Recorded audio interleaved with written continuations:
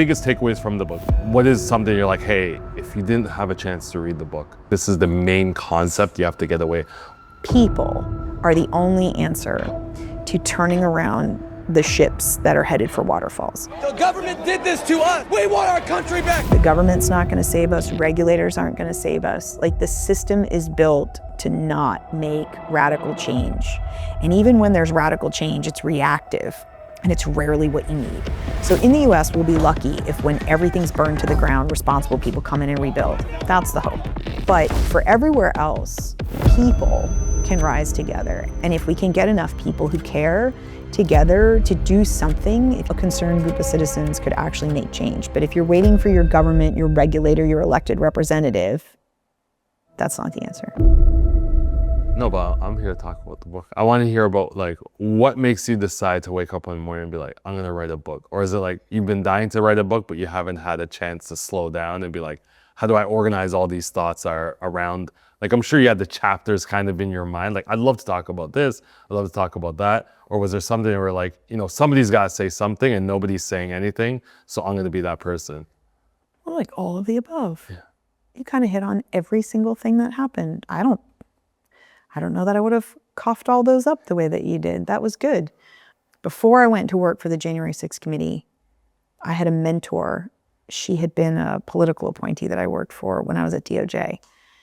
And I asked for her advice because I think people don't realize that if you're a career employee, it's a non-political position. Like, it actually used to have strict limitations by law on what you could express politically. The Hatch Act used to be a thing. I mean, it's still on the books, but I don't think it's enforced. Certainly wasn't under Trump 1, and it definitely doesn't seem to be under Trump 2. But so, like, it was a very apolitical position.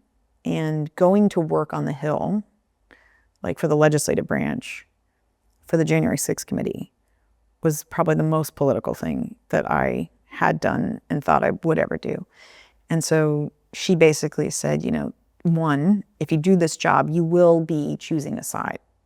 Like, whether you're an independent, whatever your party affiliation is, it doesn't matter. Everyone's going to assume you're a Democrat just because of the nature of the work. Like, if you're not going to work for Liz Cheney, the assumption is you're a Democrat on the committee. And so I was like, well, of the two, the way that they're going right now, if those are my two choices, I'm probably okay with the one that assumption, given how things are trending on the right. And the second thing she said was, take copious notes, because absolutely people will ask you to write a book. She was wrong. Nobody asked me to write a book. But I do have a terrible, like my memory is weird in terms of what I remember and what I don't remember. And so I took books of notes, every meeting, every conversation, things I wanted to remember, jokes, because the thing in my mind was they made a movie with Adam Driver called The Report that was about one guy on a congressional committee sitting in a closet, like researching, I think, like the torture memo or something. You don't think they were going to make a movie about the January 6th committee. And I wanted to remember everything. And so I wrote down like everything. I took thousands of pictures. Like, I basically just have this like repository, and I meant to like catalog it and make it, and I'm behind, and like half the committee staff were kind of like, thought you were going to make a photo album. And I'm like, it's sitting on my phone in my iCloud. But I think I had like 3 or 4 of those like journal books, just tons of notes. What made you decide to do this? Because, you know, you were in the public sector before, you come to Chainalysis, you know, working in the private sector, fast-paced private sector. What made you decide to go, like, I'm sure you were balancing out, like, there's probably going to be great things about doing this, you know, an more unbiased person than the average person, but there's also going to be pushback. As you said, you have to choose a side. There's going to be pushback no matter, you know, what conclusion you come up with. The problem is that I didn't apply for the job. This is actually a funny story you'll appreciate. There was some reporting that crypto was involved in the funding of January 6th, largely because of a marketing piece that somebody at Chainalysis had put out that I hadn't seen before it went out. And the way that they phrased it kind of suggested that crypto from this dead Frenchman had gone to this guy, Nick Fuentes, who was at January 6th. So the press picks it up, delicious clickbait, put it out there, make it sound like, you know, crypto funded Jan 6. I get this call from a friend of mine. Hey, the staff director on the January 6th committee is looking at like crypto possibly being involved. Would you advise them on possibly getting a crypto investigator? And knowing what I knew, I was like, yes, I would love to talk with them. And so I got on the phone and was like, hey, this may be the tip of a giant iceberg. This may be the tip of a nothing burger. Like, you should do some due diligence. And as I was explaining to them, like, how to handle this, the chief investigative counsel said, well, we need a lawyer who knows how to do traditional financial investigations and crypto. We need somebody to do anything financial related on the committee. And, I looked at your LinkedIn profile and you seem kind of perfect for the job. And so all of a sudden, LinkedIn for the win, yeah. right? LinkedIn for the win. Gotta update your profile, the first people. time a LinkedIn profile ends up getting you the job you want, or didn't even know it was out there. And to be honest, I was really hesitant. There were a number of reasons to do it and a number of reasons not to do it. I think the reason I ended up doing it is because I knew the 5, maybe 10 people that could do the job who had the crypto and the TradFi investigation experience. And all of them had families, all of them had high paying, none of them could quit their jobs and take the peanuts that the House of Representatives pays people to work. It is like criminal. And you would have to quit your job for this, just so we understand, you'd have to quit your job. Yeah, they wanted a full, because the DOJ had criminal investigations, they wanted a full cut of nope, you can't detail, you can't come from another agency, you have to be employed. This was for some of the staff. I think Cheney had somebody who was a detailee, but for all of the 99% of the staff that was hired, we had to quit our jobs and come over. There might have been some exceptions to that, but especially for the DOJ people, those of us that were formers, even if we were already gone and at a private sector company, which I was, they wanted us to quit our jobs and come work. And I would have had to. I couldn't have stayed. Maybe I could have taken a leave of absence, but it just functionally wasn't good. You had to quit. What was your view of January 6th from the outside? And maybe can we set the tone? Were you more on the Democrat side? Were you more on the Republican side? Before any elections, where did you normally put most of your votes in the past? Because I think Donald Trump was a Democrat before he became a Republican. So I think there's certain lines that people draw, and then there's sometimes people are like, hey, I'm going with policy or what makes sense to me. Yeah, so that's where I had gotten, because I think when I was younger, I remember my dad used to joke that I would be a Democrat until I got my first paycheck, because my parents have been Republicans for my whole life. And he was right to a certain extent, not so much when I got my first paycheck. But I did get more and more independent the older I got, and especially when I became a prosecutor and the national security and domestic security, justice issues became more important to me, or at least something that was more on my mind that I was more looking at. And so certain of my policies, I think people in the United States would call it social democrat, fiscal conservative. And those people, there's a lot of us, and we tend to basically say we're independents because for one policy, I was a big McCain fan. I liked McCain. There were certain things I agreed with him on. There were certain things I didn't agree with him on. By the time the election came around, you just went by the person and certain policies and what resonated with you. Now that the two parties have become so divided and polarized and in some ways extreme, that I think a lot of us that would be fiscal conservatives, social democrats, moderates, independents, whatever you want to call us, we're lost in the middle, and we're homeless with no party that kind of reflects our values.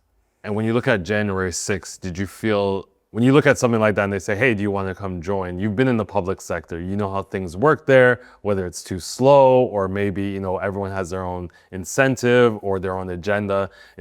Why get back into a situation where that's definitely going to be at play just by the nature of the position? I had been in the public sector in the executive branch. That is very, very different than being in the legislative branch.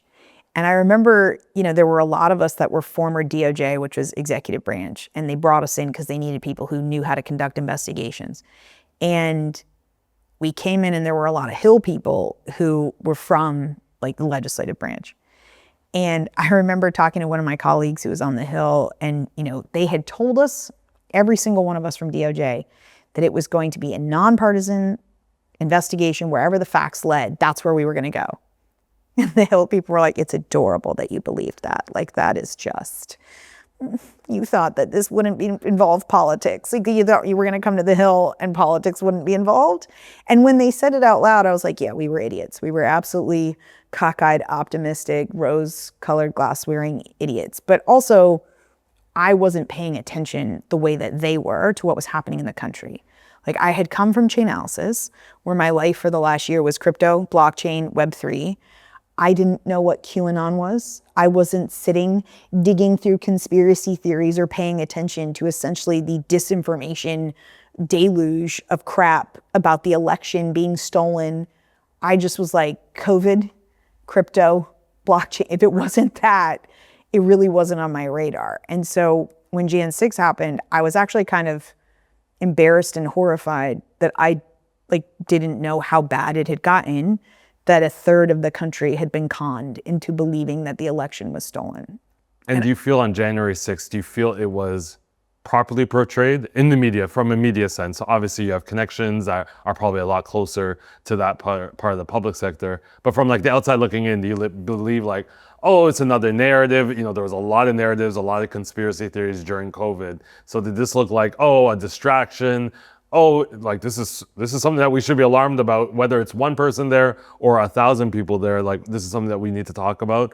Or was it like, hey, did Trump stage this? Did the other side stage this? Like, what did you feel when you were watching it? Like, there's people with onions, I think, and making themselves cry. Like, I think there's a little bit of dramatics with everything, right? No. No. Like, I think that very question reflects how bad things have gotten in terms of social engineering and the lack of ground truth.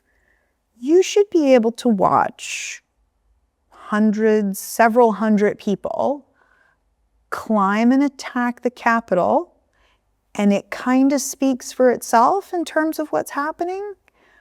It's not a peaceful protest. The number of videos that came out afterwards, or the number of FBI, all of the BS that came out afterwards, that was just propaganda to dilute the fact that I will never forget how I felt when I turned on the television and watched the first non-peaceful transition of power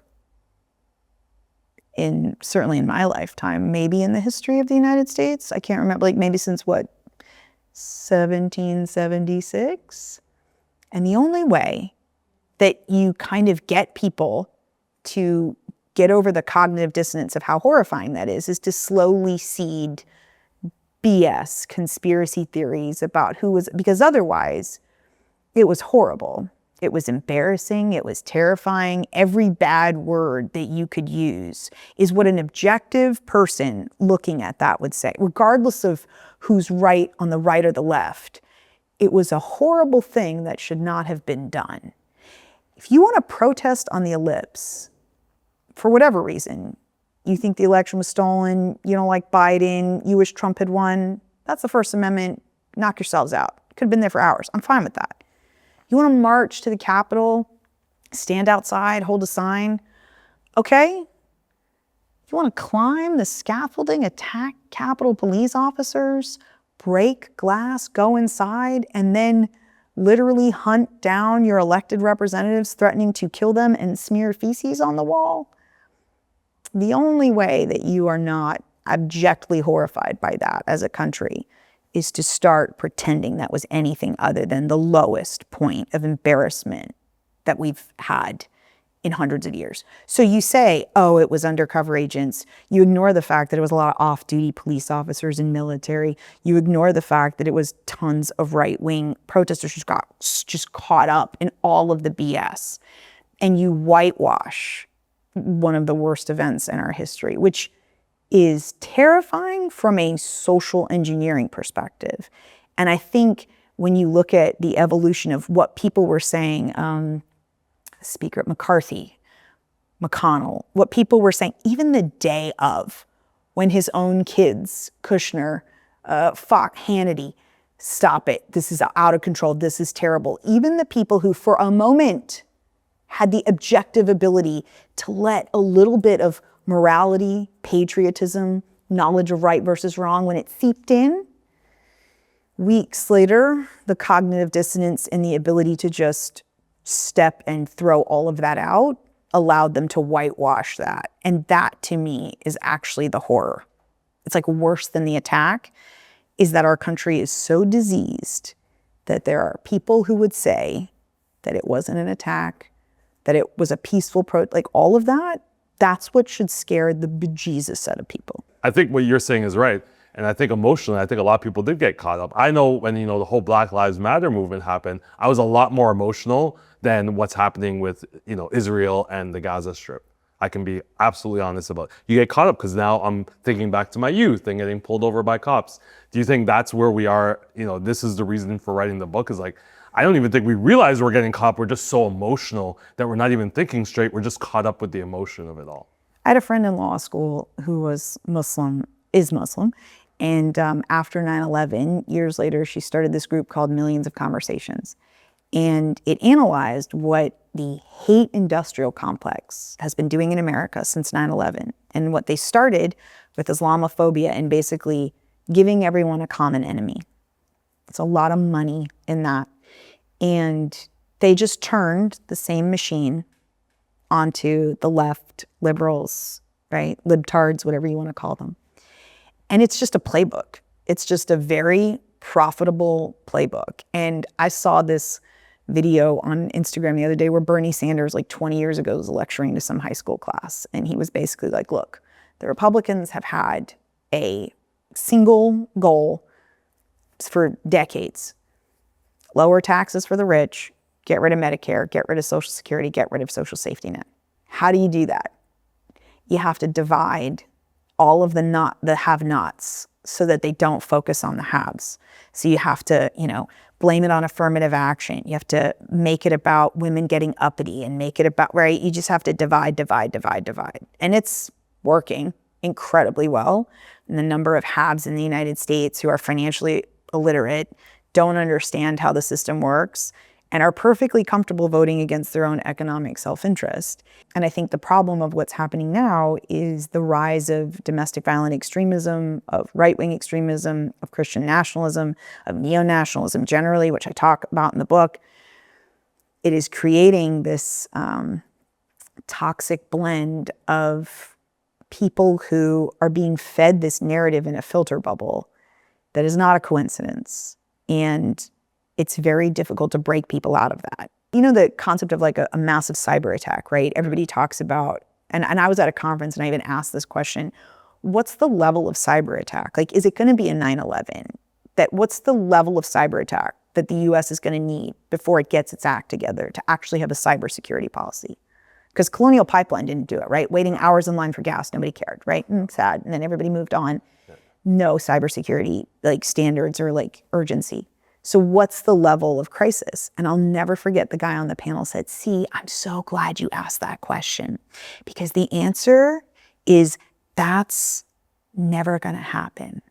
China, Russia, North Korea, every single one of them know one catastrophic event unites us.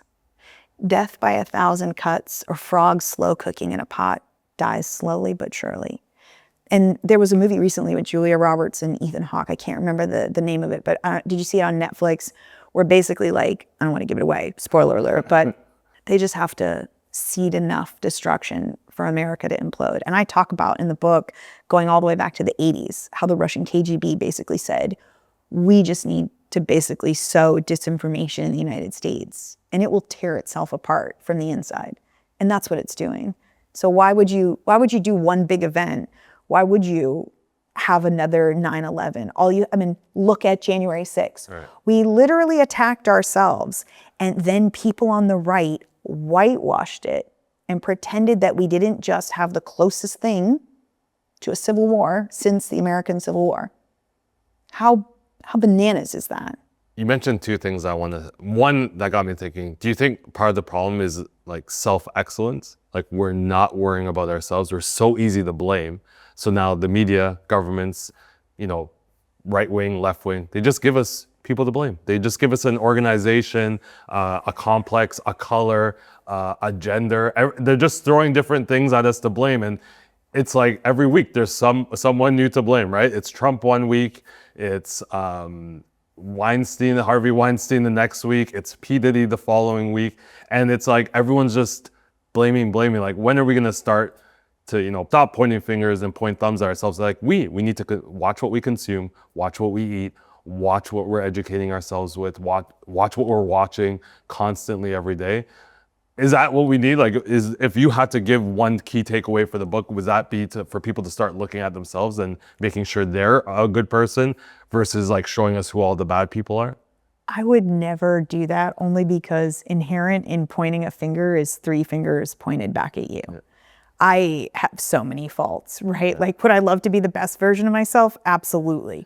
Do I think humanity actually trends down when left at a natural state? Absolutely. I think it's really hard work to be a good person. I think it's a lot of work. I try. Some days I get it right. I think the thing that people didn't realize, or at least didn't think about, was that democracy as a concept is a great idea. It takes a lot of work. It took work before social media, and it's kind of like being on a treadmill, and then social media set the incline to like 10, and we were really out of shape.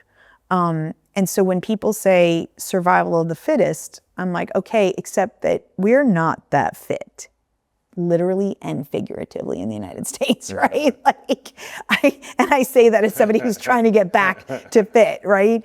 I just think that people don't realize that everything about capitalism, unfettered, unbridled capitalism, which we've largely had thanks to kind of an abject failure of antitrust law for the last 10 or 20 years or so in the US especially, is just driving towards harming the consumer, harming the populace as a whole, harming the climate. Like, nothing about the system is built for surviving, for being the best version of ourselves. That's not what capitalism rewards. Even everything that you just said. Consumerism suggests that you should buy all of the things. What else is there to justify a $20,000 watch, or right, a $5,000 purse that's ruined if your kid pukes in it, right? Like, there's just things about our society that the machine only runs if we're frankly not the best version of ourselves.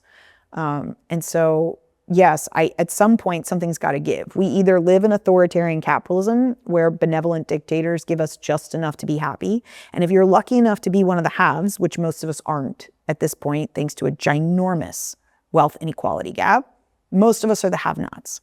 Where are we right now? At the start of this book, you mentioned, America's Day of Reckoning, January 6th. Have we changed much since January 6th? Where we are today, and do you feel that we're worse off or better off than we were on January the 6th? I think it depends on what metric you use. One of the heartbreaking statistics that I read was that at the time that January 6th happened, I think 31% of the country believed that the 2020 election was stolen.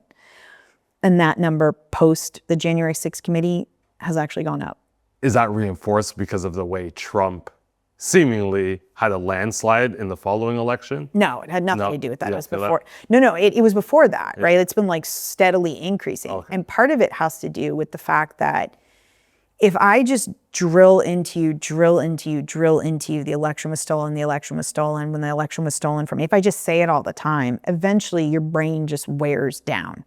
And if the countervailing view and evidence aren't continuously pumped into you, you just believe like what you're going to hear. And this is the problem with filter bubbles, right? So there are people, friends, family, relatives, who just kind of sit in, whether it's the Fox News, OAN, Newsmax, whatever your bubble of choice, MSNBC bubble, whatever bubble you're sitting in, that feeds you this narrative that is neither objective nor fact-based, but is actually very driven towards convincing you of a viewpoint.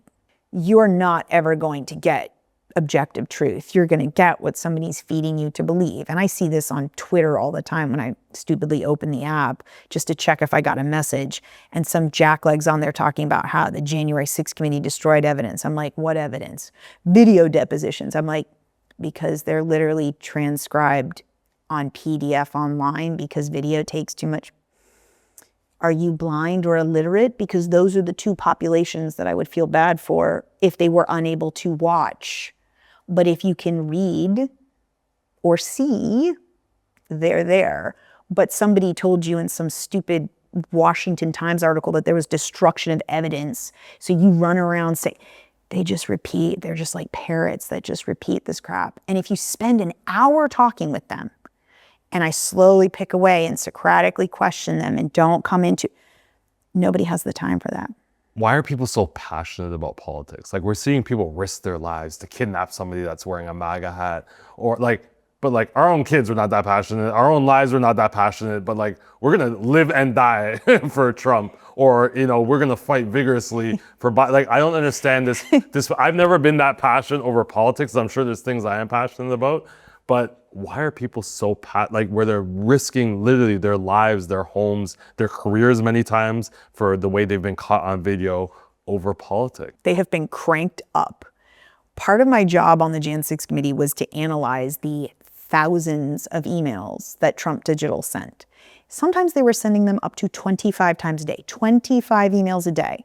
When somebody just pushes you and pushes you and pushes you and pushes you, it's very, I mean, and the left does this too, right? Like, kind of in a softer, gentler, less effective way, but like, they're kind of like, I mean, you know, the sky is falling, the sky is falling. And the problem is, it is, except that you've kind of let it fall. And now you're in a dumpster fire with so many problems where it's very difficult to kind of say, pay attention to this thing, or we can have a nuanced conversation. There's no more nuance. It's just everything's on fire.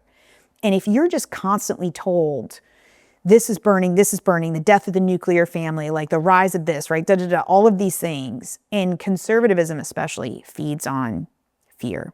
Fear of change, fear of new, fear of different, fear of evolution, fear. Just make people afraid. And that is a really potent thing. And if you're sitting there, you don't like being afraid. So what do you do to combat fear? You get informed in your filter bubble that's giving you all of the BS, right? Like, you maybe stock up on guns, maybe cans of food, gold, right? You see toilet paper. I mean, you just see these like very human, understandable reactions to what is induced, purposeful fear. Do you think this could have happened on January 6, 2019? Like, we're a year after the pandemic, people are upset, frustrated. You mean before the pandemic? Yeah. Could this have happened, like, just happened January 6, 2021? Could this same thing have happened 2 years prior to that, before the pandemic, before people were forced to, you know, be at home, you know, talk to their dying loved ones over the phone because they couldn't go to the hospital? You know, we were locked pretty much, you know, away from, you know, people lost their jobs, family members. The media was at an all-time, what people would say was at an all-time, you know, on their angle. And I think 2021 is when people started to start looking differently at the media, at the government. Could this have happened? Could the same play have happened? Would you think Capitol Hill being insurrected would have happened 2 years prior, before the pandemic, when everyone's gainfully employed, people are, I would say, remotely happier? So the only reason why I would say no is because if people were to actually do their research, and that's a big thing in crypto, right? DYOR. And so few of them actually do it for the things that they don't like or don't want to hear countervailing views on. But if you actually did the research in terms of what was happening, it would have been very hard for Trump to have convinced people that the election was stolen without what happened in the pandemic. Because what ended up happening was, in the pandemic, you had a bunch of states that were scrambling to figure out, how do we basically follow laws that didn't envision a mass pandemic? How do we allow people to vote without having to come in person and die in order to vote? And so some states made calls in terms of, well, we're going to allow absentee ballots, and we're going to allow counting to go until the votes are counted. We're not going to have an arbitrary cutoff date, right? Like, and states basically did the best that they could trying to figure out, how are we going to do this? And that was fertile ground for right-wing commentators and Trump later to say, well, this was all a giant, plan by the left to get votes. And it's like, no, dude, you told people to stay home, you giant fat moron. Like, if you hadn't told your followers to stay home, you wouldn't have seen the red tide or the red wave or whatever they called it. Like, literally, there were Republican commentators that it was such BS what they were saying that they literally, one of the Fox News guys called Arizona and was like, I cannot pretend that this is not, like, he told them to stay home. So of course, red votes were going to be counted first in person because that's who showed up. And then the mail-in ballot, like, there was a perfectly logical explanation if you took the time to actually do your own research. But instead, COVID and the voting and all of the trying to make a secure election in a pandemic just gave them a plethora of crazy stories, whether it was Georgia and the ballots and and Dominion voting. They literally ended up having a lawsuit where I think it was OAN or Newsmax, I can't remember which one, had to apologize and rescind the BS that they said. And there are still people who believe that those voting machines were run by a Kraken in Venezuela or there are legitimately people who think these and they could be watching this and thinking like, well, I'm not blaming you for drinking the Kool-Aid. Somebody poured it down your throat. I just wish for a moment you would stop and think, why did somebody pour that Kool-Aid down my throat? And should I investigate where the Kool-Aid came from? But if you're literally so hopped up on Kool-Aid that you can't even ask that question, the problem with being in a cult is that you don't even ask that question. And people think this isn't a real thing. And I'm like, we have a Supreme Court justice in the United States whose wife was in a cult. She escaped the cult. And then Ginny Thomas did a tour and was on television explaining how she escaped from a cult. And now she's back in a cult because there is something about some people, and it's not intelligence, it's not education level. There's a thing that opens you up. It's the same thing that allows some of us to be scammed, romance scams. When you want something, when you're looking for something, a tribe, companionship, love, your people, whatever it is, misinformation, disinformation, conspiracy theories, romance scams, it just goes right in and gets you. You used to ask something, why are people pouring Kool-Aid down your throat? Your first chapter is on money matters. And I know it's not the point of the chapter, but we're seeing that a lot of the things that drive these actions is not just politics. People are being funded to make this commentary. People are like what we've seen, I can't remember the group, but it was a group out of Russia, propaganda in Texas, paying $4 million for them to put out pro-Trump or pro-this. Should we start from your financial crime investigation? Should we start following the money and less about the politics for once? I feel like those of us in financial crime are always like, if you followed the money, your life would be so much easier. Everything would be explained if you just followed the money, right? And we live that life and we know it as like a truism.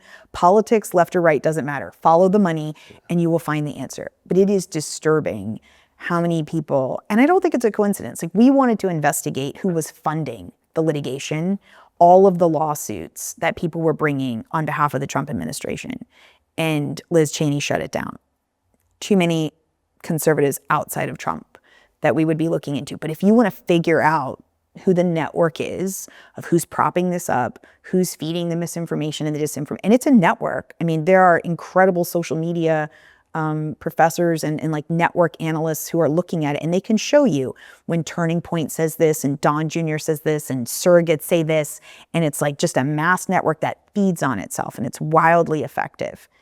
And if you don't want to dig into who it is and why they're doing it, fine. But the mistake that people like Liz Cheney make is thinking that Trump is somehow the end-all be-all of this. He is a symptom of a disease. And if you do not treat the disease, there will be another Trump. There will be 5,000 people that come in with Trump. Like, I think people don't think about the fact that when Trump basically did what he did leading up to January 6th, and whether you say he irresponsibly made a comment, incited people to riot, whatever, like when he said, like, let's march on the Capitol, fine. But for me, when he sat there for hours and did nothing, watching what was happening, that was for me the complete and abject failure and responsibility that he had. Was he could have stopped it at any time, and he sat there watching people attack our Capitol. Regardless of his intention for the comment, he absolutely allowed that to happen. And my thing is after January 6th, anyone in the administration who was still there found it very difficult to get a job. If you stayed too late and you were still there when Jan 6 happened, you were persona non grata for a little while. People were like, oh, it's a little toxic to hire you. They just had to wait, right? And then all of a sudden it became okay because the people that were coming in after Trump with Project 2025 and the true believers, January 6th was the start. It was not by any means the finish. They had no problems with it. So when you think about the constitutional crisis that we got to with bunches of fake electors and everything that they were going to do to manipulate the transfer of power to a president who had not, in fact, won the election, and then he comes back. When people are now like, oh, we're facing a constitutional crisis, I'm like, what did you think was going to happen after there were no ramifications for an insurrection, fake electors, hang Mike Pence? Well, you thought he was gonna be less emboldened? You thought they were gonna bring in the people who had scruples and a fear of the rule of law? No, who did you think was gonna come in with him? You thought the clown car, the Rudy Giuliani's of the world were the scary thing? That's who was there in Trump 1. Who did you think was going to sign up for Trump 2? What are your thoughts on Trump 2? You know, there's, especially you're coming from the crypto industry, you know, many people are like, Trump. No. But I feel there's a worry because like we went from far left to far right. That's very scary. Take out the left and the right thing, right? Because like, I hate that. Like, it's not a political thing. Right. In the sense of... I was even talking about political side. I just meant like from one side to it's a pendulum, right? That's the thing. I will say, the left-right part does need to be acknowledged, because if the Biden administration hadn't been so bad on crypto, we would not be here. We 100% would not be here if there had been objectivity, if there'd been a good relationship with the industry, if Gary Gensler hadn't been just the absolute worst chair in SEC history. Like, no question. If there had been any attempt at engagement, even when we ran the Crypto for Harris group, which was really trying to just engage and say, hey, you should turn the ship if you want a policy on emerging tech, if you want crypto voters, if you want a plan for the future of digital finance, crypto cannot be one party.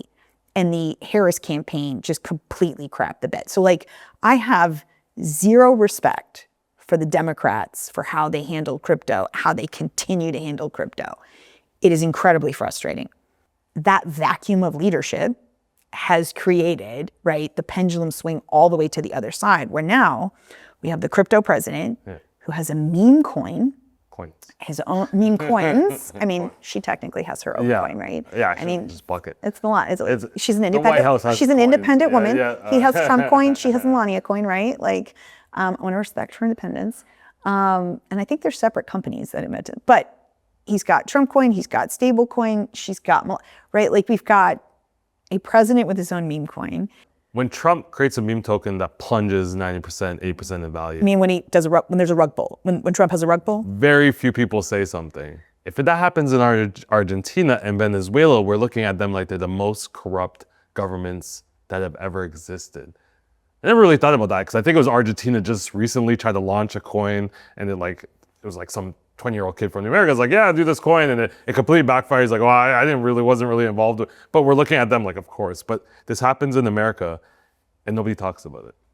Nobody cares, because the momentum is there for the entire industry, even though speculators lost out on that meme.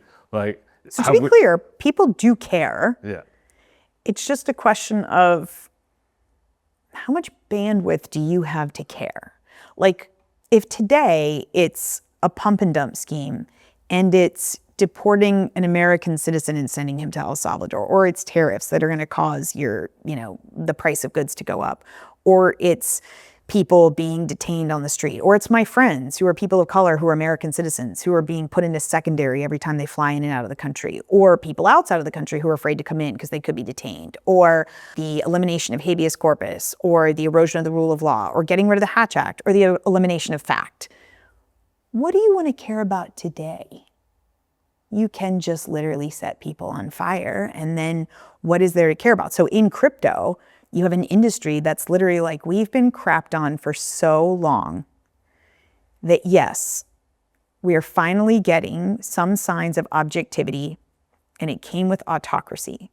But we had no functional choice for crypto and democracy. So for people in the industry, and I hear this all the time, I shouldn't have had to choose between my livelihood and democracy. That I put on the Democrats, on the leadership, because there were some Dems, Ro Khanna, Wiley Nickel, there were some who were absolutely like screaming, you need to turn the ship, like have a different direction on emerging tech. But this is where we're at, where a lot of the crypto industry in the United States is literally like, why can I only get an emerging tech policy with autocracy? Why does it only come with these folks? Like, why can't we get education and engagement with Dems on the left. And that is a fundamental brokenness in a partisan system, that if the Democrats' position is, well, anything that Trump likes is bad, take that policy over the waterfall with you. Is this a snapshot of the administration where people are seeing things and like, oh, that's chaos. It could have been communicated better. But the alternative, that was nothing was happening. Everyone says that about Doge, right? We love Doge. We don't like the way it's happening. But, you know, the administration's saying, well, nothing was happening. So you can't, like, you have to either go this way or nothing happens and we end up for, like, that seems like the kind of pathway of the Trump administration. We're going to make things happen. It's very startup-like, you know, move fast, break things. Yeah. But we're moving. And people are like, they're moving in the right direction.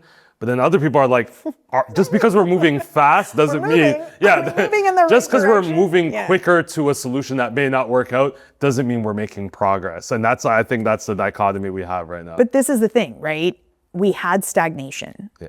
And if we didn't have stagnation, we had such crappy marketing on behalf of the... I remember being in an airport, Philly, I think, and there was this sign on the wall that basically said, all of this infrastructure and, you know, breastfeeding stations and all of these things, courtesy of Biden.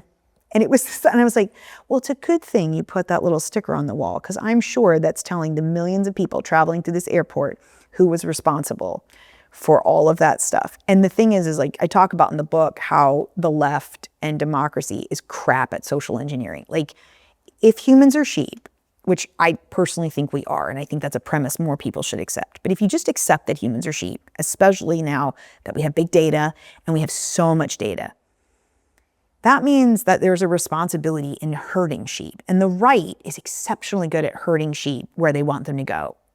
Unfortunately, largely through misinformation and disinformation, because the only way you get a bunch of have-nots to consistently vote against their economic self-interest to protect the haves is to lie to them and to misinform them. Why is that not in their economic interest? You said that a few times. Why is whatever's happening now not in the best economic perspective for the average person in the U.S.? The average person in the U.S. is paying more for things, does not have a bunch of money in the stock market. So like when the Dow goes up, that is not like benefiting them directly. The concept of trickle-down economics has been disproved time and time and time again, but it holds on just like, it's just impossible. There are things that people know to be true that no matter how much data you give them, they just refuse to let go of it, right? Cognitive dissonance, I talk in the book about like tons of psychological things that are built into humans that make it very difficult for us to let go of those ideas. And I think the problem is that we are looking at the largest wealth inequality gap in history globally. And that doesn't get resolved generally, historically, peacefully. Because at a certain point, people figure out, like, life gets bad enough and then they rise up violently and take back from the haves.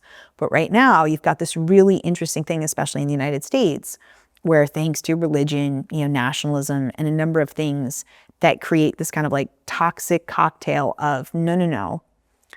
This is where God, the universe, fate, whatever, this is just your lot in life. And the people responsible for it aren't the haves.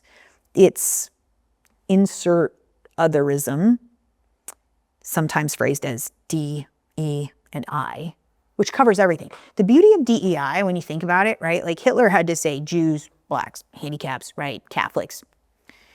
But what if you just clump them all together in DEI? And then you don't have to specifically identify the group. And then it just is this amorphous blob of people who are responsible for all your problems. I thought DEI was used from the people that associate themselves with DEI so that they could get more traction for like marketing themselves. You mean the movement? Yeah, I thought so it was like so hard to like put where you were. Like I think they used to use the word marginalized community was like kind of like the word that they used to. I could be wrong. I don't like to go too down that rabbit hole, but you made a point that that they were being labeled to blame versus they were labeling themselves in order to get more exposure to the opportunities out there. I have no idea who created DEI, but like as somebody in the gender advocacy space, right? I would have said, oh, the concept made sense, right? Like if what you wanted and data showed that diversity was better as opposed to homogeneity, if what you wanted was equity as opposed to inequity, and if what you wanted was inclusion as opposed to exclusion, I don't know a lot of people who are like, no, I want homogenous, inequitable exclusion. And yet when you say, okay, then we should want diversity, equity, inclusion. But now I was talking to a lawyer the other day who literally was triggered by DEI. In a bad way? Oh yeah, like because it's a woke term that's ruining the world. Yep. And when you poke at that a little bit, and I remember he happened to be Jewish, I happen to be Jewish, and he happened to be Israeli. I'm not Israeli, obviously, I'm American, but when we were having the conversation, I said, I'm curious, how do you feel when you watch the propaganda videos online about the Free Palestine movement and the movies, like the videos that they make about Israeli apartheid and all the horrible things that Israel does? And he's like, well, it's very upsetting because it's just a lot of misinformation and disinformation. And I said, I totally understand why you'd feel that way. Could you do me a favor, and the next time that you see one of the videos in your feed about how DEI is the scourge and cause of everything wrong, what if you were to watch that video with the same skepticism that you watch a Free Palestine video? Because in one of those scenarios, you identify and care with the minority. And since you're a white male, in the other situation, you might identify more with the majority in a DEI discussion. Do you think that it would impact your feelings on DEI if you actually associated Free Palestine with DEI?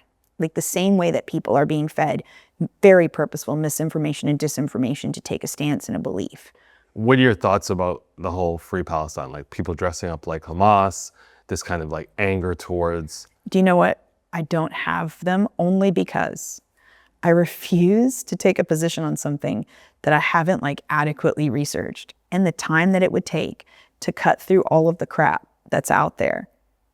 I remember when Elon Musk, he had a PAC that during the election put out 2 ads for against Kamala Harris. And in Michigan, he put out Kamala Harris supports Israel. And in, I think, Pennsylvania, in a highly Jewish area, he put Kamala Harris supports Palestine. Same exact picture, completely opposite messaging. So much of what we see now is just complete garbage. And I have relatives and stuff who spend a bunch of time, and the time that it takes to dig through the propaganda on each side to get to the truth of what's happening. And as a Jewish person, I will say, as a Jewish American, I think we should be able to criticize the Israeli government's action. And I'm not anti-Semitic, and I'm not anti-Zionist. But that discussion, the ability to have a nuanced discussion about disagreeing with policies that a government takes, right? We should be able to have that. And it's horrifying to me, the lack of nuance in that discussion and the lack of like ground truth. We can't have those discussions anymore. I feel like we should have the same discussions around Black Lives Matter. I never really got a good sense of Black Lives Matter from the time, the movement itself, not the overall like, hey, I think we need to start looking a little bit closer on police brutality and that conversation around that. But the whole Black Lives Matter, like my sister was at an event, Black Lives Matter event, somebody there was white, a black person came late, they said the white person must get up and so that black person could sit down. And to me, this is a wrong message to send to any community, whether black, white. It's like, if they were there on time and they obviously felt that it was important enough for them to be there. And my wife's white, like you're not gonna tell my wife she's gotta get up now because somebody, it doesn't matter what color they are, came late. And now this is more, they're more important because of the color. It's like, it's really hard for me to wrap my head around this. And with Israel, I agree with the whole Israel, Gaza, like I think we have to be able to agree that no matter what side, no matter what religion you're on, that I think it's gone too far, but there's no way of stopping it now. I don't know why people are so strong to take sides. Like obviously Israel sometime in 1935 or whenever did something wrong, but like if they killed somebody and I'm in Gaza and they killed my nephew, obviously now I'm gonna be mad at Israel. Like it's just gonna go back and forth. It's like gangs in South Central California, South Central LA. Like it's gonna go back and forth. We don't really know who started it, but we can agree that nobody wants either side to be killing their family. I think the problem is going back to your example with the Black Lives Matter. It's always, I think you know, because we know each other well enough, that it's that time that it ends up at stoicism, right? Like at some point it's going to that. And there's this virtue in stoicism, the idea of temperance. And there's four: temperance, justice, courage, wisdom, right? And if you think about life as just a balance, as a goal of all those things, the concept of temperance, that nothing is good in extremes, that nothing's ever right in extremes. And we have lost that.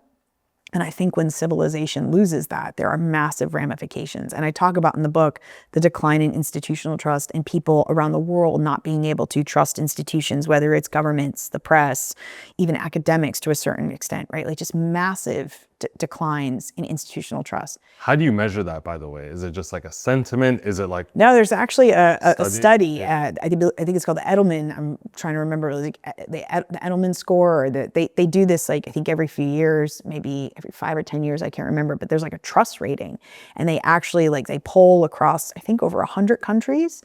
They look at trust and they've been doing it I think for like 20 years actually. So it might be annually for the last 20 years. But like you can actually go and see, and I talk about in the book like the numbers of some things just cratering, right? I think the scariest one is the trust in the press. I mean, in the United States, freedom of press was a big thing. And when you look at what's happening now, especially in the United States, it's pretty scary. I was talking to somebody who just went to a conference, and there was a documentary filmmaker who made a movie about January 6th. And they could not get an insurance policy for defamation. And, because of the fear that Trump and other surrogates wouldn't bring legitimate defamation actions, but they would actually just bring completely illegal, baseless defamation, not illegal, baseless defamation claims, because they can sue and be wrong, and it still costs money, drives, right? And so you have this real problem of what do you do when people just don't understand when we talk about the erosion of norms and the rule of law. That's what democracy is. Do you blame media though? Do you blame the press? Because if they're not saying the story that will get them the views, they no longer have anything to sell. Therefore, they won't be the leading voice to give out any information or tell any stories. So they're almost in a, and I'm not like saying what they're doing is this is the way they should go about it, but they're essentially running a business, and it's like, well, you're either in business or you're running your business a little bit on the shady side, but at least it gives you opportunities sometimes give the right message out there, versus now, what's the alternative? We're listening to just Joe Rogan, just Elon Musk, just All In, just a 17-year-old, 18-year-old jumping up and down on TikTok. Like, what would be the ideal situation? Newsroom from Aaron Sorkin, circa 2012, 2014, but that doesn't exist. It's not real, right? I mean, they were warning, that show was warning people about what would happen. And most of it was, I think, it was on from 2012 to 2014. So it was largely based on events from like 2008 and 2010. But if you go back and watch that show now, they were warning people. This is what happens when you erode the fourth estate. This is what happens when credibility and I think there's this incredible opening scene that's gone viral that a lot of people don't even know what it is, where Jeff Daniels talks about how America is no longer the greatest country in the world. We used to be because we were informed. And he talks about how that lack of information has caused a lot of the problems in America. And I do blame the press for that. And some people track it back to the invention of for-profit media, the invention of right-wing media like Rush Limbaugh, and the proliferation of this false narrative for a political viewpoint or a moral viewpoint, whatever you want to call it. And some people pinpoint it to that and say this was the beginning of the end. Pharmaceutical companies. Without pharmaceutical companies, none of these media agencies are in business anyway. Well, and the paid advertising aspect, right, which is what Newsroom talks about, and the fact that paid media had this massive impact on what you consumed and how it was delivered to you, right? The best example of this that I tell people is if you ever leave the country, if you leave the United States, and sadly, a lot of Americans don't even have a passport and they haven't left the United States. And I've been really privileged to be largely outside of the United States for the last few years. But when you watch CNN World, I remember the first time I watched CNN World, which is what people outside of the United States see, and then you come home and you see CNN. I was watching CNN World and I was like, you are capable of doing good, accurate reporting. You just choose not to in the United States. It's not like a failure. It's not like CNN's incapable. You're delivering it to people outside of the United States. So what is it about the American market that you can't make enough money off of us? Or we're just not willing to watch objective, honestly, like what is it that that we don't deserve, or we're not entitled to, or we don't get CNN World? Because if Americans got CNN World, if we got Al Jazeera, if we got BBC, and some of these are even like a little left or a little right, but certainly closer to the center to some of the garbage that's in the United States. It is just so frustrating. I mean, I watched it on the Jan 6 committee. I remember this reporter who interviewed us, and our press guy authorized it. And I said to him, I was like, if you take away one thing for this article, take away the fact that the committee is not investigating financial crime. We are investigating the facts of what happened. And if we stumble on financial crime, we can report it to DOJ. What did they produce? An article titled, January 6th Committee Investigating Financial Crimes. Where else would you live? Oh. I think it's so easy to say, like, oh, US are going to move to Canada. The Google searches to move to Canada are up. Ain't nobody leaving the US to go anywhere. Oh, I don't think that's true at all. Where are people? No, I know there's a lot of expat communities all the way around the world, but I think the vast majority of people, those people just left. I don't think they didn't talk about leaving, they just got up and left. No, that's right. Yeah. And So that's, to be clear, yeah. that's what happened in 1920s, 1930s Germany. Nobody talked about and had some big old plan. They just read the writing on the wall, got up and left. You don't make some giant. I have friends that have already gone to Singapore. They've gone to UAE. They've gone to Mexico City. They've gone to Uruguay. They've gone to Canada. They've gone to the UK. They've gone to places where people bitch about their own governments, but in their minds, it's better and safer than what's happening in the United States. And the thing is the grass is always greener somewhere else. People in those countries, friends in Singapore would say, hope you don't like chewing gum. Hope you don't like, flicking a cigarette butt over your balcony. And I'm sitting here thinking, I would happily give up gum, and I don't smoke cigarettes. Yeah. And it seems like an amazing place. I absolutely would consider Singapore. I would happily go with a benevolent dictator who believes in a semblance of democracy and equality of life over a crappy dictator who is just totally happy with a gross wealth inequality gap and probably sliding towards, Handmaid's Tale.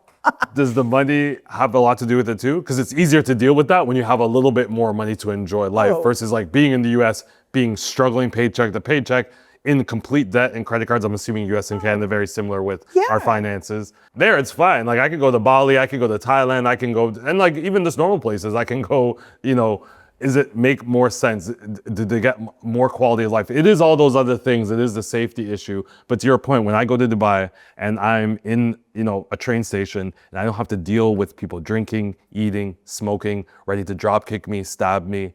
Like those are real things that happen in Toronto. Those are real things that happen in the US. I put my phone, I was in Spain. I was in Madrid. Was at a club after a conference. Me and a woman, we hid our bags. Didn't know that the club was going to open up to the public at midnight. Our bags were gone within 15 minutes. Everything. I was literally homeless for 2 days. Nothing but the clothes on my back.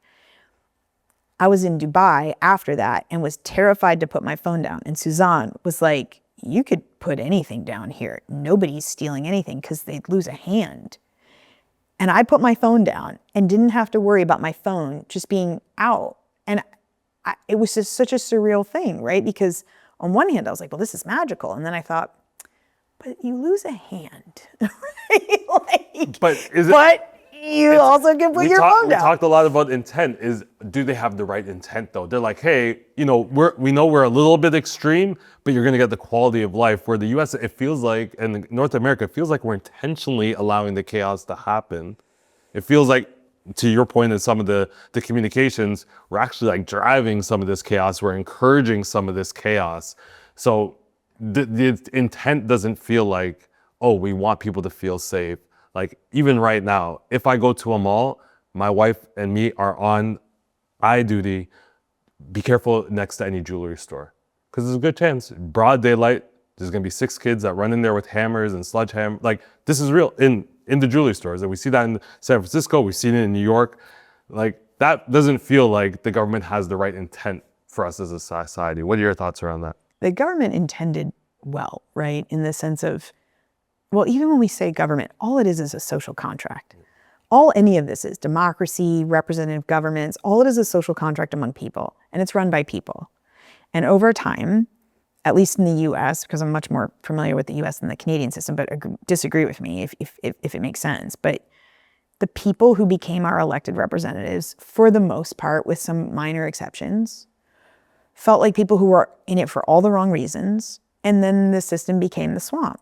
Like, a minute ago, I don't think you meant to, but you came so close to quoting Ronnie Chang when you were like, these people who will die for their country. And he has, I don't know if you've seen his recent comment, he does this amazing bit where he's like, I wish that you would channel that energy to die for your country into doing your homework, right? Like, it's easy to die. It's harder to do math, right? And I don't know why in America we've got, I'll die for my country, but you won't upskill, you won't do your homework, you won't do work. Like, you won't do math, right? This is why we're losing to Asia, right? It's like you won't take the government check. It's like you'll refuse the government. Yes, you'll fight for the government. Fight for the country, but you won't do math.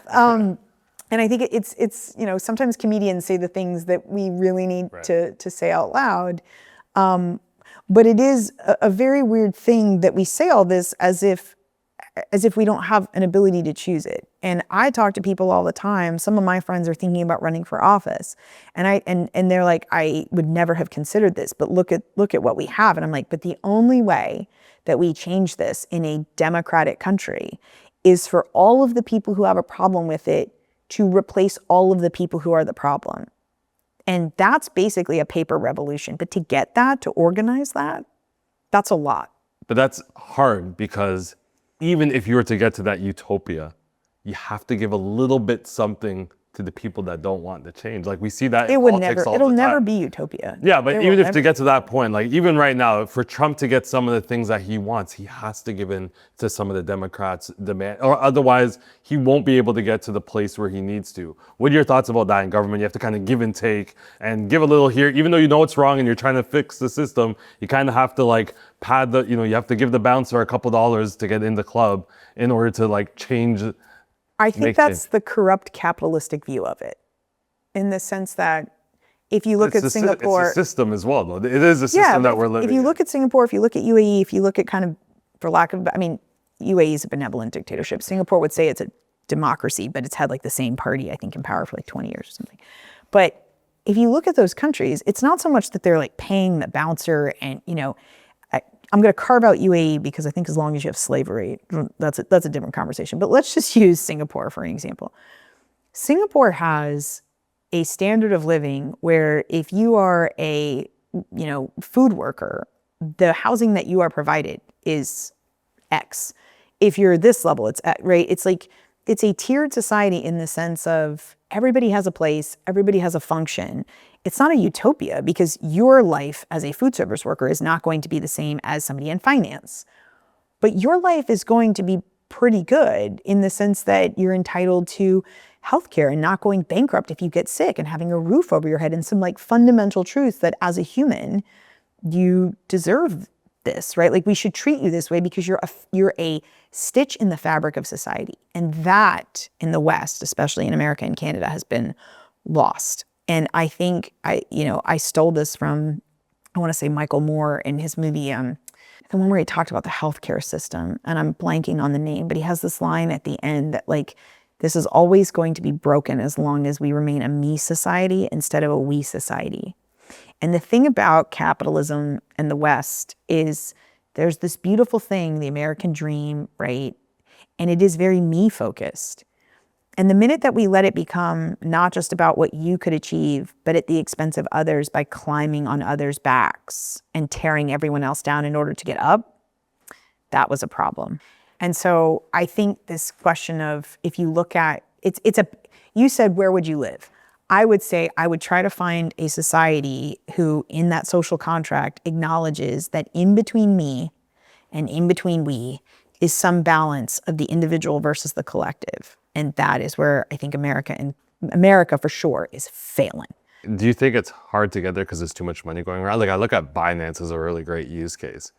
Binance, billions of dollars worth of penalties, but you don't see overly that many people talking negative about Binance. And I think the reason is because Binance is indirectly paying this law firm, indirectly paying this financial institution, this blockchain investigations company. Like there's so much money that's going around that nobody wants to take their own money out of their pocket to make a point that, hey, Binance, there are going to be independent people, but the US government with all their spending, it's like they're paying so many people. How come there's still so much like fight against the system, like I feel like there's so much money going around the system, or is it not just going to the right places? And that's where people are like, hey, where's mine? How come, you know, in Ireland, and I'm going to use, I don't know the exact example, with some DEI play in Ireland's getting 75 million, but like, hey, they're locking me up because I took a pack of sugar at the local grocery store.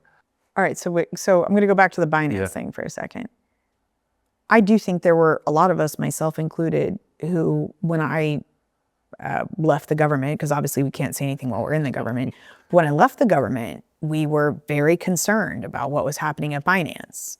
You could call it an exchange. Some people called it a transnational money laundering organization. At the time, right, it was unclear, the line of distinction between the two. But it's an interesting thing because last year at DACOM, the Solidus Labs conference, Noah Perlman, who was the chief compliance officer, and it wasn't Chatham House, it was in front of press. So, I like him, he's a good guy. And he was the CCO for Gemini. Yeah. And he used to be. And I'm paraphrasing, but he said something to the effect of, you know, I've never asked the Winklevi this question, but they made a concentrated decision to be based in the United States, to have compliance, to follow the law. And I would ask them now, given where everybody ended up in terms of market share, if they would make the same decision now. And the same way that we were talking earlier about the right and Trump being a reflection of the vacuum of leadership on the left, Binance is a reflection of the world's, but the United States in particular, but it should be the world if you believe that FATF is a thing, right? We don't actually care about money laundering and terrorist financing. We really don't. We really don't. I mean, you and I are in compliance and we watch every day financial institutions that just make the wrong call, right? And if we really, really cared about money laundering and terrorist financing, no, Binance wouldn't have been able to operate as long, and it certainly wouldn't be number one in market share. But now they're under a monitorship. They say they're cleaning things up. I personally am kind of like, we'll see how it goes. It's a glass house. It's easy to clean things up when you have all that money. Like, you know, my business coach says, like, revenue first. You get the revenue, you can make your business as good as you want. They've got really good people. Tigran's still there. I don't even know who's still there because some folks have turned over. But like, they've got people there who want to turn that ship around, who are working to turn that ship around, and they're living in a glass house. So we're going to see in their illicit finance rates if they turn it around. That's the thing I like about crypto compliance over TradFi. Yes. But going back to what you said, it's like, we got to start examining, like you got to just dig a little bit deeper. Binance is a reflection of the actual joke that the world kind of puts emphasis on. And this is the thing about Trump that's interesting. He's kind of like, all right, so if we don't care about money laundering and terrorist financing and corruption, then why not just do it?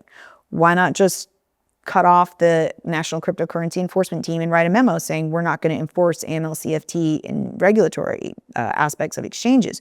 Why not just stop enforcement of the Foreign Corrupt Practices Act? Because isn't bribery just kind of like, you know, what is it, the art of the deal?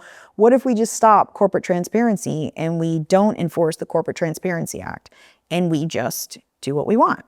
And the interesting thing will be, and this is what I am like just watching with bated breath, is that the United States is going to have its FATF review in early 2026. And this global body that supposedly is the Financial Action Task Force is going to see the United States fall behind on multiple things that would raise cause for concern. ChatGPT puts it at a 10 to 15% chance that America gets graylisted. Impossible. Impossible.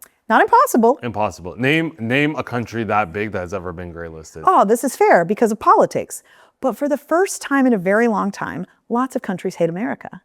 Lots of countries hate America. Lots of countries want off the dollar.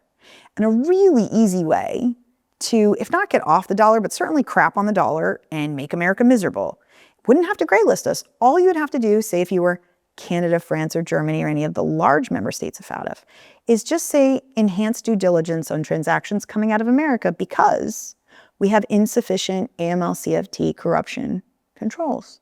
So we'll see. What's your view of FATF? BS or no? I don't know. We're going to find out in 2026, aren't we, FATF? FATF only goes after under-resourced countries, I feel And like. that's really freaking unfair. Right? Like if you look at the countries, like you could probably combine the top 10 countries on the gray list, and they don't do as much money laundering as the UK, as the United States, as Germany, as Spain, but they just don't have the right policies and guardrails in place. Are they free and clear and doing well? No, but if you look at the list, if you went by based on how much funds are you actually laundering in the global national system, yes, I'm assuming like those wouldn't be the countries on the first list. If I was the UAE and I had just spent, I don't know if it's billions, certainly millions, maybe double or triple digit millions to get off the gray list, because countries like America took the moral high ground of our money laundering and terrorist financing requirements.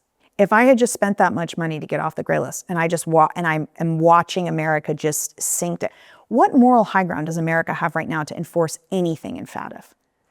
If you were a country, why would you listen to a single thing FATF says if FATF doesn't actually stand up for being against money laundering? You either are, or you be honest and say you're useless. And in fact, our global financial system thrives on money laundering and terrorist financing, especially money laundering. In fact, God only knows how much of global finance is in fact illicit funds, because I think it's above the 5% that everybody loves to tout that number. I think it's way above that. And we just don't have a good way of measuring it.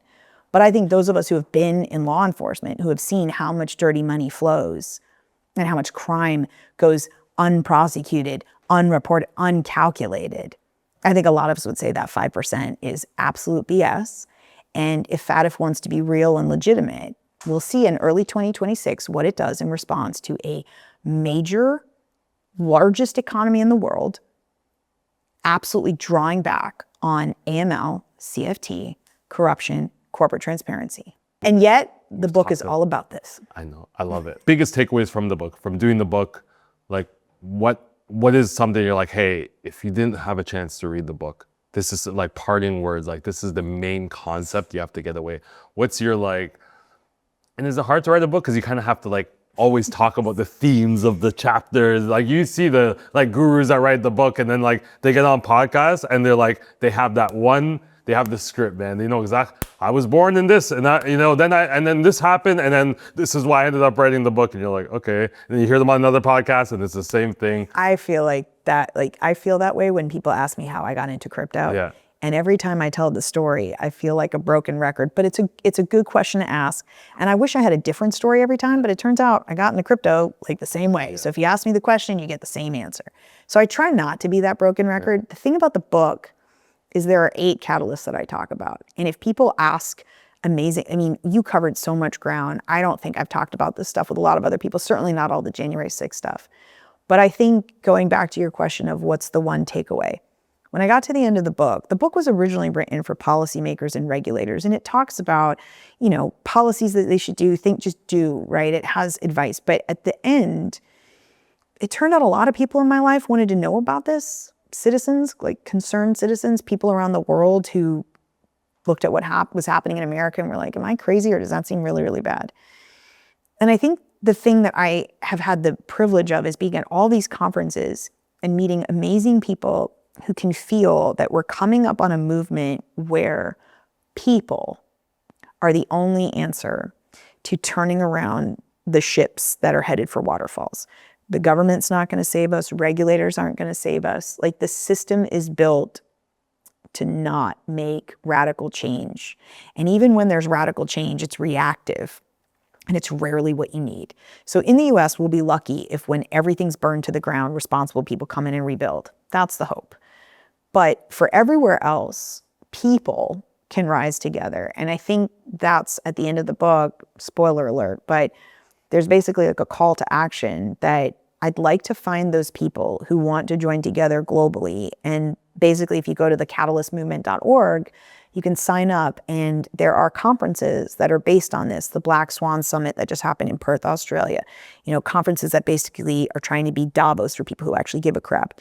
But like the question of like, how do we actually turn this around? What are we going to do in response to AI? Like, how does humanity basically save itself? The answer is people. And if we can get enough people who care together to organize, to do something, if you look at Greta Thunberg, if you look at Aaron West, if you look at people who have started movements to try to do something, I think if we find enough people, a concerned group of citizens could actually make change. But if you're waiting for your government, your regulator, your elected representative, that's not the answer. I'm curious, what are your thoughts now? DEI is a bad word.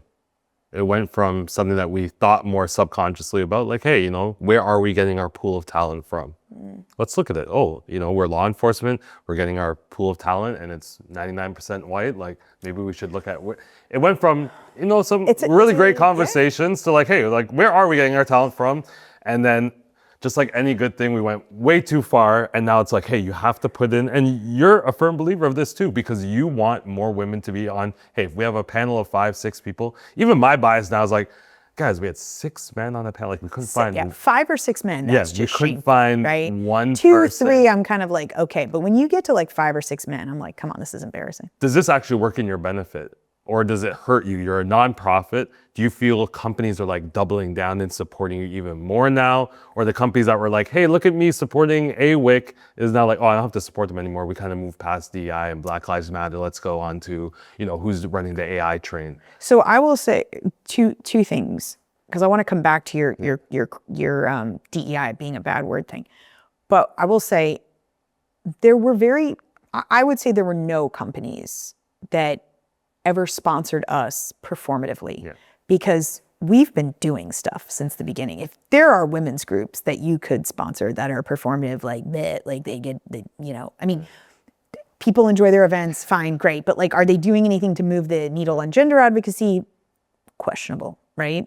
Not their mission, not their focus, right? Like, I'm not judging, I'm just saying you could give money to them and nothing's really gonna probably happen in gender equity. And can I say, like, from what I see from the outside looking in, none of the companies that sponsor you are like, hey, look at us sponsor. They're just action-based. They're like, we're sponsoring you. We provide you the venue. We're making sure you have an event. That the people that work there are actually delivering things like podcast support. Like, it's real. It's not like, hey, look at what we're doing and how much we spent. They don't even mention it. And that's why I had to go to your list to be like, oh, all these companies sponsor you? Like, we do ROI reports at the end of each year. We measure how much because their sponsorships comes with employee memberships. So we tell them, here's what your employees are using, here's the professional development, here's the business we've referred to you, here's the tickets here's all the positive ROI that we've given. And a bunch of them are kind of like, we love that you do this, but you're doing good things and that's why we support you. Those companies find us eventually. And the sponsorship level, like, we have quality, not quantity. There were certain blockchain analytics companies that supported us, and there were certain ones that didn't. And everybody knew exactly why who did and exactly why who didn't. Why didn't they, do you think? I don't think it was a coincidence where women in crypto started. There were some companies that were just better for women in the industry. There were some companies that just struggled and still struggle with their culture of inclusion, not just for women, for people of color, for LGBTQ, right? Like, inclusion is a tricky thing. There are some companies that prioritize it. I think back to when Julian Sawyer at Zodia took the stand against the thing that happened at Copper. Remember where the people, and it was a sushi incident, but it's like a naked people, basically took a principled stance and was like, our industry should be better than this. And that's a really rare thing for people to do, especially CEOs to do, to take a stance and say, we need to be better, right? And so to your point, I think some of the companies that are finding us are quietly saying what you're doing is important because we want more women on the other side. When crypto gets globally adopted, we want women to we don't get global adoption with 50% of the world being a part of this. So I do think there are companies that are intentional about inclusion from this is a industry necessity. If we don't get women into crypto, you can't get global adoption if crypto bros are the only fans, right? You want women in digital finance. You want women in the future of emerging tech. So those companies do eventually find us. And I feel for them because they get hit up all the time by lots of different groups, right? And so we have to prove who we are and explain what we do, and what we do is different, right? But what's interesting, going back to something you said earlier, when you said the DEI thing being a bad word, I do think that some companies are kind of having to decide who they are and who they want to be. And they don't have to be that vocally. They don't have to scream from the rooftops, we're supporting the Association for Women in Crypto. We even have some folks just make a donation to us. They don't want to be sponsors. They just say, here's money. Do what you're doing. We don't want to be, you don't have to list us as a sponsor, just corporate donation, which is fine. Right? That's support. Support is support. But I think it's interesting what you said about DEI being a bad word, because I remember when I started the Association for Women in Crypto, and we launched in October 2022, a month before the fall of FTX. And a friend of mine at a really big crypto company came to me and said, oof, it's a tough time. Would you consider changing the name? Because women in crypto, right now we're trying to kind of like avoid crypto. And I was like, no. I mean, unless you want to pay for a massive rebrand, I mean, the website alone was $10K out of my pocket. So if you want to pay for that, but I think if you just kind of give it time, I think we as an association, especially being more kind of crypto LinkedIn than crypto Twitter and being really heavy on advisory, consultant, risk management, I like to think that we are the best aspects of crypto and we could bring the name up. So if you support this, if you support us, if you have faith, I think crypto can weather the storm. You're one of the few associations that didn't go with the let's battle the opposite, right? Like most women associate. I've been on a lot of women in association calls, and the first thing they talk about is men and what the men aren't doing, what they could be doing better. Where you're like, hey, and a lot of the conversations you had around the podcast is like, it's not just about blaming men. It's like, well, how can we help men help us that want to?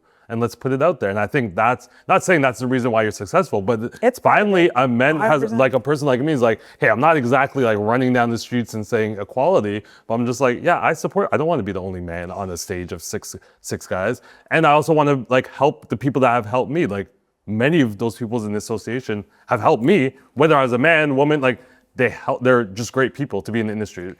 We had our first male member, Ari Redboard at TRM Labs. We had over 100 male allies, including you, sign the Male Ally Pledge. When I started the association, it was just an idea. I couldn't fundraise. I literally had to self-fund because of the rules in the house.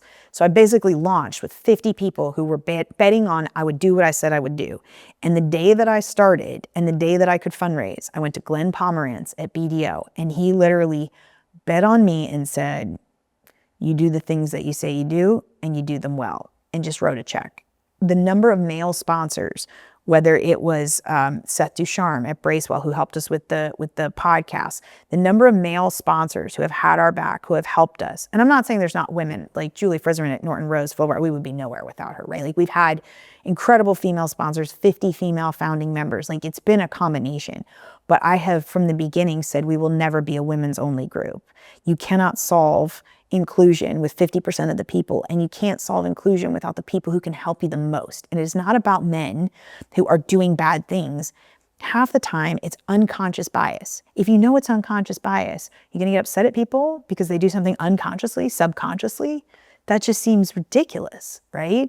Now, do we have men that I run into who are just misogynists? Yes. Do we invite them to our events? Absolutely. One can hope, right? But the guys that come to our events that get involved, tons of girl dads, tons of guys that are kind of like, I don't like working in a sausage fest. No, literally somebody said that. Yes, 100%. I get men all the time who are like, you don't think I want differing viewpoints? Like that it doesn't get exhausting kind of hearing the same things? Like we need more women engineers. We need more women in product. We need more women. Like we need more women. But even some of the bros can't handle the bro talk all the time. And so it's like, sometimes you're just like, I'm not a feminist, but I need something a little softer than this same bro culture. And then when you see things, once you've opened up your eyes and like, I think it was Coinbase, they had a picture and it was like 15, 20 guys and they're like, hey, like, look at us. And I think it was you that sent me the picture. It was International Women's Day, 2023. Brian Armstrong tweeted time immemorial picture. Future of crypto. Building back better in crypto. And it was him and I think 10 guys. And yes, I posted on LinkedIn about it. And it did go LinkedIn viral, if that's a thing. But it was just, and you know, the thing is ironically, if you look at Brian's organization, it's all run by women. Like his COO, his CCO, they have been women run for a very long time. Like internally, people were like, well, Coinbase is that. And I'm like, and here's the thing, that's great because he knows clearly like the most competent, like he hired competent people. They happen to be women. The fact that he didn't think to include any of them in building back better is a testament to how easy it is to just invite your bros, right? Like the people you want, like it takes intentionality to think maybe I should invite women to have a different viewpoint.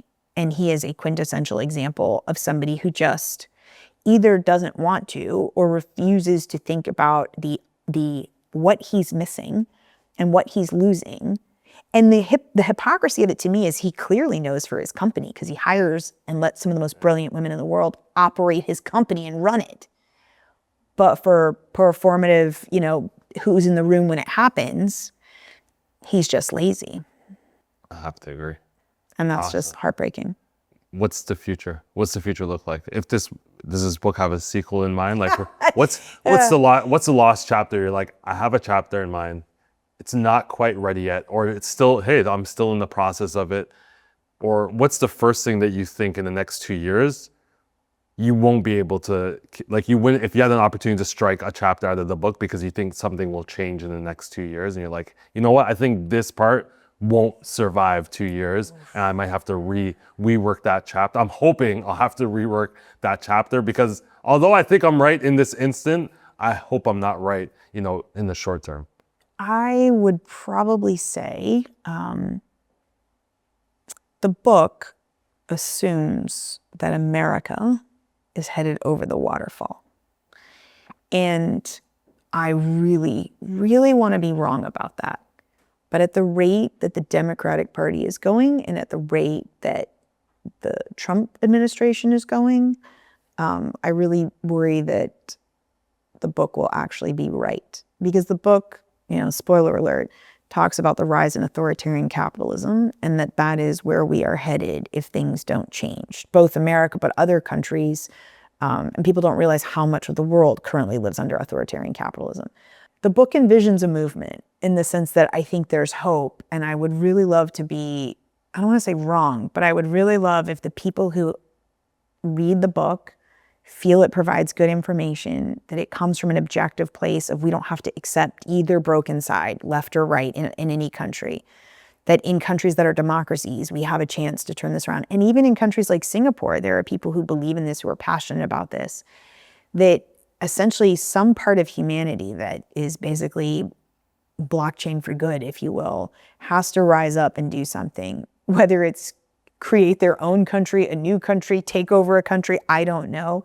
But something's got to give. Otherwise, the slide into authoritarian capitalism is going to happen. And then, unfortunately, a lot of the haves that we talked about earlier who do have the wherewithal to leave the United States, they're going to go somewhere. And the question of where they go and what communities they create and where they go to basically take refuge. And I've thought about that. But the part of me that fights the fights that need to be fought, even if you lose, like Crypto for Harris. I think democracy is something worth fighting for. I think the question is how many people, if any, will fight for it? Because if we don't get a critical mass of people who think democracy is worth fighting for, it does disappear. Last question. Do you think it's no longer a matter of like when this happens or if it happens, but the speed in which it happens? Because we saw China had a very long-term strategy, and it seems like we're now at that later stage of their long-term strategy, and they're starting to eat up a lot of the US in a lot of the categories, including tech, including AI, and just including the love for the country. I think a lot more people in China love China than a lot of people in the US love the US. Could be wrong in that. Might be a little bit more forceful in that country, but they had a long-term horizon. They knew exactly what they were doing with a lot of their strategy, where I think America felt like we took all the short change transactions, right? Short-term gains, and now we're dealing with like the long-term consequences. Do you agree if we don't change sooner or later, like that China might come in and win the whole show? Yes. And the thing is that if you go back to something that we talked about at the very beginning, China has always been a collective. It's always been a we society. And not a we society because one Chinese person looks one way or the other, but because they actually have a nationalism that's built on a culture. And America does not have that. when people say I'm proud to be an American, what that means to different Americans is very different. Because if they were actually proud to be an American, if it was about America, it would be about all the things that America was actually truly beautiful for. Democracy, being welcoming to immigrants, being a melting pot, the separation of church and state, not having a national religion, not being a Christian nation. But a lot of times the people that you hear saying that stuff, all the things that they love about America are literally the things the founding fathers came here to destroy and fight against. The idea when people say that we're a Christian nation, founding fathers would be rolling in their graves, that the idea that they wrote into the First Amendment, the separation of church and state, that hundreds of years later, people would be rolling it back together again. I think they'd say, then just move back to your monarch in the UK. Why did we bother to leave if you were just going to ruin this experiment that we had? And I think that is the tragedy of America, is that democracy in America is very much on the precipice of a failed experiment.